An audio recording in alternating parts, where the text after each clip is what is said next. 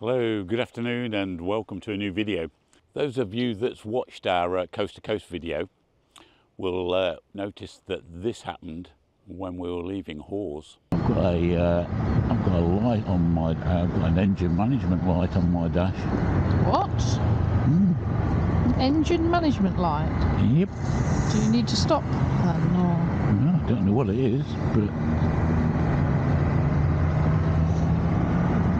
Stop and look it up? Or does it not actually tell you anything? nah, it's still running. It's not a red light. That's the first thing that's ever happened to this bike. So I've been riding around with the engine management light on until yesterday, when I finally managed to get the MT10 into Arnold's at Yamaha in Burton-on-Trent. As you can see, engine management light is now extinguished, although MT10 is empty of fuel. That came on at 92 miles and I've got about 18 left before I'm completely out. But anyway, back to what the issue was.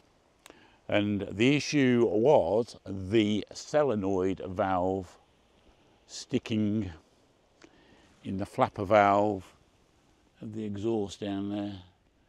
I've just freed it up and it's working. So the light's not come back on again, but I didn't really get a chance to test it yesterday because it decided to throw it down a rain just as I was coming back out, so I shot straight back home. So today I'm out on my own while Carol's at work, give it a little test, see if the light comes back on again. Because they've priced me up the valve there, 400 quid plus fitting. So that's really not worth having done. So if there's any MT10 owners out there, have you actually wired that valve open and disconnected the cables completely? I know loads of you have took the cat off, but I just don't want the noise. I don't want a decatted noise. Unless any of you have got one of those hanging around in your garage that you don't want, you want to donate to a good cause, or let me buy you a drink for them, because they ain't worth much, because everybody takes them off anyway, but I don't. Yeah, first issue I've had in over 8 years, so I can't really complain, can I? And even then, it rode absolutely fine. I couldn't tell there was anything wrong. Arnold's charged me, I think, 42 quid plus VAT, so about 50 quid, which I didn't think was too bad, to be honest with you. But shall we take it for a run? See if that light stays out. If any of you MT10 owners have got one of those lying around on your garage floor that you don't want, maybe drop me a message down below, or email me at banditmanuk@gmail.com.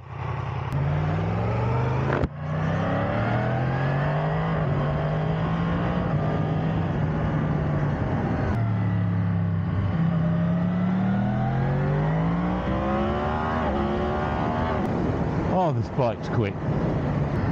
This is a bike you really can't exploit all its power for 99% of your riding. You just can't. Not without doing something seriously illegal. And that always makes me question, should I really still be riding this bike? Especially considering doing all the touring and all the steadier riding I do with Carol.